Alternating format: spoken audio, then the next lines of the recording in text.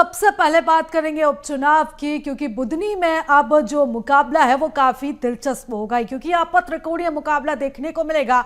उपचुनाव की जंग जारी है और मध्य प्रदेश में एक बार फिर से इंडिया गठबंधन में दरार आ चुकी है, क्योंकि बुधनी में सपा ने अपना एक अलग प्रत्याशी उतारा है। तो कांग्रेस के बागी नेता भी चुनाव लड़ेंगे।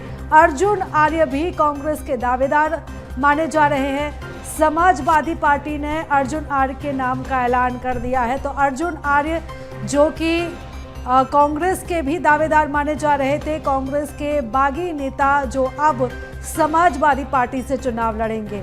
इधर रमाकांत भार्गव वर्सेस राजकुमार पटेल का मुकाबला भी देखने को मिलेगा। तो मध्य प्रदेश छत्तीसगढ़ में उपचुनाव का रण काफी भीषण होने वाला है, क्योंकि यहाँ पर इंडिया गठबंधन में दरार की वजह से सपा अपना एक अलग प्रत्याशी खड़ा कर रही है और कांग्रेस की तरफ से अलग प्रत्याशी होगा। विजयपुर उपचुनाव में कांग्रेस प्रत्याशी को लेकर भी इधर बड़ा दाव खेला गया है। कांग्रेस ने मुकेश मल्होत्रा को प्रत्याशी बनाया है। तो इधर अगर बात इस पूरे क्षेत्र की करें तो यहाँ पर मुकेश मल्होत्रा वर्सेस रामनिवास रावत का मुकाबला देखने को मिलेगा।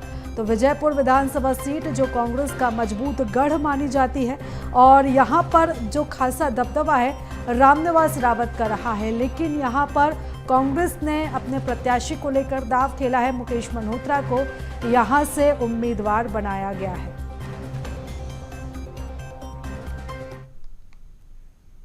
शिवराज जी जो हमारे जनप्रिय नेता हैं, लंबे समय से चुनाव लड़ रहे हैं। यह उनका गृह क्षेत्र है और पूरा क्षेत्र, पूरा परिवार हमारा परिवार है। और मैं एक कार्यकर्ता के नाते पार्टी ने मुझे यहाँ चुनाव में उतारा है। निश्चय ही कार्यकर्ता सब चुनाव लड़ेंगे और भारतीय जनता पार्टी भारी बहुमत से विजयी होगी। बड़े नेताओं को धन्यवाद देना चाहता हूँ कि जिन्होंने एक छोटे से कार्यकर्ता के ऊपर पुनः बुधनी विधानसभा के उपचुनाव जैसे महत्वपूर्ण चुनाव में मुझे प्रत्याशी के रूप में मौका दिया है। और ये बात मान के चलिएगा कि बुधनी हमेशा से कांग्रेस का गढ़ रहा है। लंबे समय तक बुधनी से कांग्रेस जीती। पिछले 20 वर्षों में जरूर यहाँ हम लोग सफल नहीं हो पाए, लेकिन इस चुनाव में हम लोग इसको चुनौती को स्वीकार करते हैं। और पुरानी कहावत है कि जब खेत खाली हुआ तो अपने मालिक खेत पे आ जाए। तो कांग्रेस पुनः अपने खेत पर आई और हम लोग बुधनी जीतेंगे। तो चलिए इन दोनों ही सीटों का समीकरण समझने की कोशिश करेंगे। हमारे साथ दो सहयोगी जुड़ चुके हैं। शिवराज हमारे साथ सीहोर से फोनों पे जुड़े हैं और इसी के साथ ही धीरज हमारे साथ श्योपुर से लाइव जुड़ चुके हैं। सबसे पहले मैं शिवराज आपका रुख करूंगी। जिस तरीके से समीकरण बदले और बुधनी जो कि हाई प्रोफाइल सीट मानी जाती है, क्योंकि ये पूरा गढ़ रहा है बीजेपी का, शिवराज सिंह चौहान की भी फेवरेट सीट ये रही, और अब यहाँ पर जो मुकाबला है काफी दिलचस्प देखने को मिलेगा। देखिए, बिल्कुल बताना चाहूंगा, मध्य प्रदेश की अगर बुधनी की बात करें तो बुधनी मध्य प्रदेश की सबसे हाई प्रोफाइल सीट रही है, क्योंकि मध्य प्रदेश के पूर्व मुख्यमंत्री शिवराज सिंह चौहान यहाँ से 18 साल तक सीएम रहे। ऐसे में ये सीट कहीं ना कहीं बीजेपी का गढ़ है। रमाकांत भार्गव को यहाँ पे बीजेपी ने प्रत्याशी बनाया। अगर रमाकांत भार्गव की बात करें तो पूर्व सांसद वो विदिशा संसदीय क्षेत्र से रहे हैं और काफी गद्दावर नेता वो यहाँ से माने जाते हैं। तमाम जो बीजेपी की लगातार यहाँ पर जीत की कोशिश पूरी तरह से की जा रही है, क्योंकि बीजेपी का गढ़ है। ऐसे में बीजेपी की राह यहाँ पर कोई कठिन नहीं होगी। अगर अब कांग्रेस की बात करें तो राजकुमार पटेल को जरूर यहाँ से उन्होंने प्रत्याशी बनाए हैं। राजकुमार पटेल की बात करें तो कहीं ना कहीं वो बड़े नेता कांग्रेस के माने जाते हैं। लेकिन राजकुमार पटेल की यदि हम बात करें तो कहीं ना कहीं वो 1993 में यहाँ से वो विधायक रहे थे। उसके बाद में 1998 में उनके भाई देव कुमार भी यहाँ से विधायक रहे। तो कहीं ना कहीं उनका भी बुधनी में एक वर्चस्व है।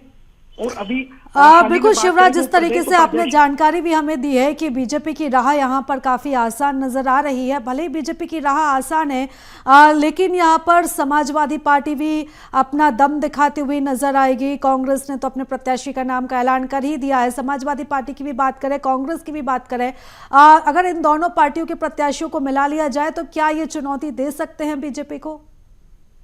देखिए, बिल्कुल चुनौतियों की बात करें तो इस तरह से कुछ नहीं होगा, क्योंकि जाहिर सी बात है जो समाजवादी पार्टी के जो प्रत्याशी है अर्जुन आज, वो भी कहीं ना कहीं कांग्रेस के ही एक नेता माने जाते थे, लेकिन कहीं ना कहीं वो टिकट से नाराज होकर उन्होंने अब जो है सपा का दामन थामा है। तो इसे साफ तौर पर देखा जाए तो बीजेपी की आशा बिल्कुल यहाँ पर कोई कठिनाई नहीं है, क्योंकि बीजेपी का गढ़ ये माना जाता है और जो भी चेहरा चुनाव लड़ता है वो शिवराज सिंह चौहान का चेहरा होता है। तो निश्चित रूप से यहाँ पर बीजेपी के लिए कोई कठिनाई बुधनी में नहीं है।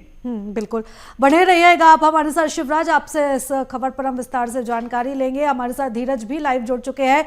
धीरज, जिस तरीके से समीकरण बदले हैं, खासतौर पर रामनिवास रावत जब से बीजेपी में शामिल हुए हैं, कुछ समीकरण इस पूरे क्षेत्र के बदले, क्योंकि विजयपुर जो सीट है वो कांग्रेस का गढ़ कही जाती है और ऐसे में अब रामनिवास रावत को ही बीजेपी ने अपना उम्मीदवार बनाया, अपना प्रत्याशी बनाया है। तो क्या कुछ अब यहाँ पर तस्वीरें देखने को मिलेंगी? बिल्कुल प्रीता, मैं आपको बता दूं, इस बार कांग्रेस का दामन छोड़ बीजेपी में शामिल हुए रामनिवास रावत अब बीजेपी सरकार में बने हुए पर्यावरण मंत्री, और अब इस बार जो है कांटे की टक्कर होने वाली है, क्योंकि यहाँ पर कांग्रेस ने भी अपना एक प्रत्याशी जो है मुकेश मल्होत्रा को मैदान में उतार दिया है। और सबसे दिलचस्प बात यह है कि यहाँ पर दोनों ही प्रत्याशी जो है इस बार चुनाव लड़ रहे हैं। साथ ही इस बार जीत का अगर दावा किया जाए तो कहीं ना कहीं जो बीजेपी के खाते में ये जो सीट जाती हुई नजर आ रही है।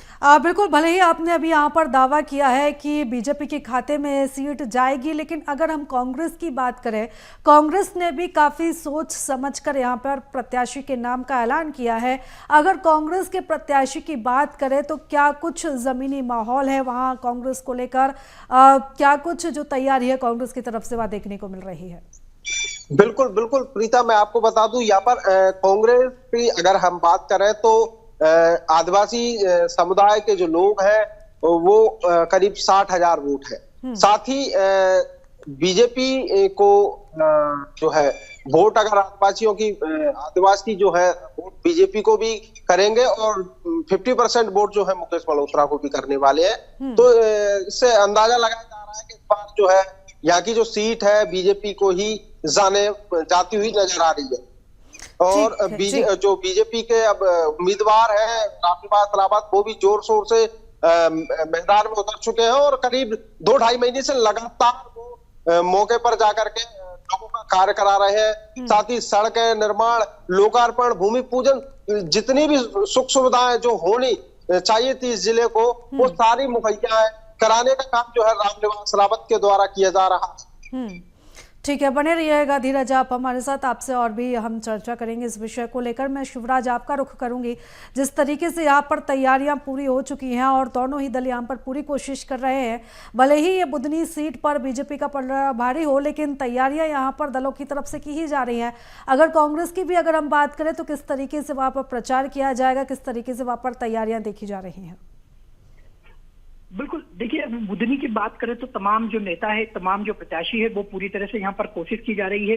और अभी जैसे हमने कल देखा कि एक दिन पहले ही रमाकांत भार्गव का जब यहाँ से टिकट फाइनल हुआ तो निश्चित रूप से रमाकांत भार्गव तमाम जो क्षेत्र है, बुधनी क्षेत्र है, उसमें पूरी तरह से अपने लश्कर लेकर तमाम जो लोगों से मिलना जुलना सभी कार्यक्रम जारी है। अगर कांग्रेस की बात करें तो जब बीती रात को यहाँ पर उनका टिकट जब राजकुमार पटेल का जब फाइनल होता है तो राजकुमार पटेल भी अपने लश्कर के साथ तमाम जगहों पर लोगों से मिलना जुलना, तमाम जो कार्यकर्ता है उनसे मिलने जुलने की पूरी कोशिश यहाँ पर वो की जा रही है और लोगों से बातचीत भी कर रहे हैं। लेकिन ये पूरे मुकाबले की बात करें तो ये पूरी तरह से त्रिकोणीय पूरा मुकाबला है, क्योंकि रमाकांत भार्गव है बीजेपी से और कांग्रेस से राजकुमार पटेल है और सपा से अर्जुन आर्य है।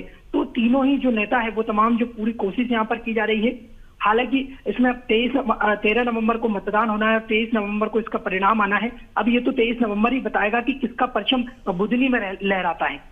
बिल्कुल, लगातार नजर बनाए रखिएगा शिवराज, आपसे अपडेट्स लेते रहेंगे। फिलहाल बहुत धन्यवाद तमाम जानकारी के लिए।